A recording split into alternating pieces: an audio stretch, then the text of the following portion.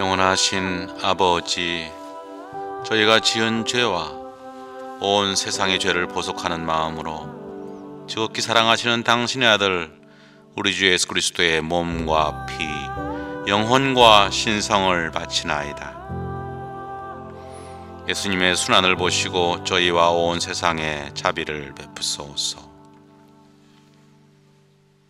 오 저희를 위해 끝없이 샘솟는 자비의 샘이시여, 주님의 성심에서 흘러나온 피와 물이시여, 저희는 당신을 믿나이다. 저희는 당신을 믿습니다. 저희는 당신의 믿음을 둡니다. 저희는 당신을 신뢰합니다. 저희는 당신에게 의탁합니다. 예수님의 순환을 보시고 저희와 온 세상에 자비를 베푸소서. 이번 시간에는 파우스티나 코발스키, 폴란드의 성인께서 체험하신 예수님 체험담에서 나오는 하나님 자비 5단 기도를 그 해설을 해드리겠습니다. 2000년 4월 30일 부활 제2주일에 성 요한 바오로 2세 교황님께서는 폴란드 마리아 파우스티나 코발스키의 수녀를 시성하면서 특별히 하나님의 자비를 기릴 것을 요청했습니다. 이에 따라서 교황청 경신성사성은 그해 5월 5일 교령을 발표하고 2001년부터 부활 제2주일을 하나님의 자비주일로 지내도록 했습니다. 하나님의 자비를 새롭게 조명한 성인, 하나님의 자비의 사도로 불리는 마리아 파우스티나 수녀는 그 명칭처럼 하나님의 자비주일과 밀접한 관계가 있습니다. 1905년 폴란드 글로고비에츠에서 태어난 파우스티나 수녀는 어려운 가정 형편 때문에 초등학교 과정도 마치지 못한 채 10대 때부터 집을 떠나서 가정부 생활을 했습니다. 일찍부터 수도 성소를 느꼈고 수녀원 입회를 원했지만 부모의 반대로 성소를 접었던 그는 그리스도의 환시를 체험한 후에 1925년 자비의 성모 수녀회에 입회를 합니다. Congregation of the Sisters of Our Lady of Mercy에 입회를 합니다. 만 20살 정도 되겠습니다. 수녀회에서 주방, 정원사, 문지기 등 소임을 맡아 평범한 생활을 하는 가운데 그는 내적으로 하느님과 깊은 일치를 이루는 삶을 살았습니다. 폐결핵 등 병에 시달리다가 33살의 젊은 나이로 생을 마감할 때까지 하나님의 자비를 깊이 묵상하는 가운데 하나님께 자신을 전적으로 의탁하면서 이웃을 향한 자비로운 마음을 키워나갔다고 합니다. 특히 계시, 환시와 같은 체험을 통해서 자신의 사명이 하나님 자비를 전하는 데 있다는 것을 깊이 간직했습니다. 영혼들에게 나의 크나큰 자비를 알리고 나의 한없는 자비에 의탁하도록 독려하는 것이 너가 일생 동안 수행해야 할 임무요 과제다. 예수님께서 친히 말씀하신 겁니다. 1931년 2월 22일 저녁에 보게 된 환시는 좀 더 특별합니다. 흰옷을 입은 예수 그리스도가 축복을 주시기 위해서 한 손을 높이 올리고 계셨고 다른 한 손은 가슴 부위에 대고 계신 장면이었습니다. 가슴에서는 두 줄기 빛이 퍼져나오고 있습니다. 예수 그리스도는 파우스티나 수녀에게 너가 지금 내가 본 나의 모습을 그림으로 그려라.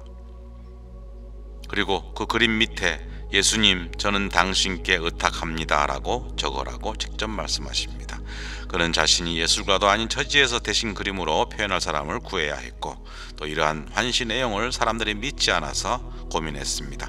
그러던 중에 영성 지도를 맡았던 미하엘 소프츠크 신부가 화가를 수소문해서 그림을 그리도록 했다고 합니다. 이는 자비하신 예수님 모습으로 탄생했고 1935년 4월 28일 처음으로 대중에게 공개가 되었습니다. 이전에도 거룩한 환시를 자주 보았고 수많은 예언을 하면서 예수 그리스도의 성언을 간직했던 파우스티나 수녀는 소포츠코 신부님 조언에 따라서 체험한 환시와 예언들을 일기에 적었습니다. 내 영혼 속 하느님의 자비라는 이름으로 알려진 일기는 각국 언어로 번역됐습니다. Divine Mercy in My Soul이 되겠습니다. 하느님 자비 신심을 널리 전파하는 데 중요한 역할을 합니다. 일기를 통해서 드러난 메시지의 핵심은 하느님의 자비로우신 사랑을 세상에 일깨우고 하느님의 자비에 관한 신심을 실천하는 것입니다. 메시지에는 하느님의 자비 상본을 만들 것, 하느님의 자비 추기를 지낼 것, 또 오후 3시에 특별히 하나님의 자비를 찬미하며 하느님 자비를 청하는 기도 시간을 가질 것 등의 내용이 들어있습니다. 왜 자비주일인가? 주님은 자비하고 너그러우신 하느님입니다. 너희 아버지 하나님께서 자비하신 것처럼 너희도 자비로운 사람이 되어라. 탈출기와 루카복음에 나와 있습니다.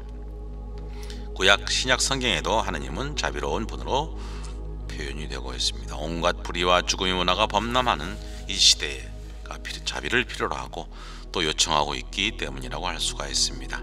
성 요한 바오로 2세 교황은 파우스티나 수녀 시성식에서 1, 2차 세계대전이라는 경랑을 겪은 20세기 흐름 속에서 세계대전에 참전한 사람들과 수많은 사람을 끔찍한 죽음으로 몰아넣은 비극의 현장에 있었던 사람들, 또 참상을 증언한 사람들은 그리스도께서 주시는 자비의 메시지가 우리 시대에 얼마나 필요한지 잘 알고 있다는 말로 하느님 자비에 대한 새로운 인식을 촉구했습니다. 교황은 파우스티나 수녀의 일기에 나타난 인류는 나의 자비를 온전히 신뢰하며 내게 돌아서지 않는다면 결코 평화를 누리지 못할 것이다 라고 코발스키 수녀 일기 132쪽에서 나타나고 있습니다. 예수 그리스도의 말씀을 인용해서 파우스티나 수녀를 통해 드러난 하느님 자비의 메시지는 특별히 새로운 것은 아니지만 주님 부활 대축일에 복음을 보다 심도 있게 살아가려고 하는 우리에게 커다란 빛을 주는 은사이며 하느님 자비의 메시지는 우리 시대 모든 사람에게 큰 빛으로 드러난다고 의의를 덧붙입니다. 원주교구장 조규만 주교님께서는 사람들은 자신들이 상상하는 하느님 모습을 닮아가기 마련이라는 점에서 교황님께서 하느님의 자비주의를 설정하셨다는 것은 사람들이 자비로우신 하느님 모습을 닮아가기를 간절히 바란다는 사실을 보여준다고 말했습니다. 증가하는 생명의 위협들과 제2차 바티칸 공의회가 이미 지적한 살인, 집단 학살, 낙태, 안락사, 고의적인 자살과 같은 인간 생명에 대한 많은 범죄들이 넘쳐나는 상황은 하느님 자비를 당연히 요청할 수밖에 없고 아울러 자비로운 하느님 모습을 닮아가야 한다는 것을 더욱 요청되는 일이라는 것입니다. 성 요한 바오로 2세 교황님께서는 2002년 8월 17일 한 강론에서 파우스티나 성녀의 말씀처럼 사람들이 하느님 자비심에 멀리 떨어져 있다면 인류는 어디에서도 희망을 찾을 길이 없다고 천명합니다. 특히 예수님, 저는 당신께 의탁합니다 라는 기도문을 계속 되풀이하라고 강조를 합니다. 이 시대를 살아가는 인류는 수많은 죄악과 부도도 때문에 갈피를 잡지 못하고 방황하기 때문에 하느님의 전능하신 사랑에 자신을 전적으로 의탁하겠다는 이 고백과 결단은 우리 시대에 특별히 필요하다는 의미입니다. 이러한 자비는 말로만이 아니라 생활의 증거를 통해서 전해져야 한다고 하겠습니다. 세상을 하느님 자비에 봉헌한 결실 중의 하나로 폴란드에서는 리투아니아 빌뉴스에 하느님 자비 성지를 건립하기로 결정했다고 합니다. 빌뉴스는 성녀 파우스티나 수녀가 대부분의 환시 은총을 받은 곳이며 하느님 자비의 영광을 받은 곳이라고 합니다. 33살의 나이에 계력으로 선종한 성녀 파우스티나 수녀의 성덕에 대한 명성은 성녀의 중재를 통해 얻은 은총의 발철치를 따라 하느님 자비에 대한 공경의 확산과 함께 시간이 지나면서 커져만 가고 있습니다. 지난 2016년 크라쿠프에서 열린 세계 청년대회를 맞아 전 세계 182개국에서 온 약 150만 명의 젊은 순례자들이 라기에보니키 성지를 방문했다고 합니다.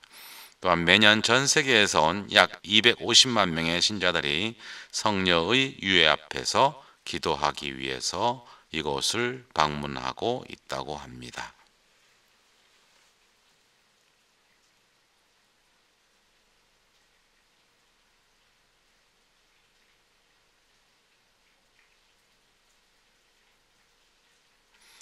자선적인 일기라는 책은 한번 읽어보면 합니다. 감사합니다. 여기서 영상을 마치겠습니다. 다음 시간에 뵙겠습니다. 고맙습니다. 사순식이 성주간 은혜와 은총 많이 받으시기를 기도드립니다. 안녕히 계십시오. 고맙습니다.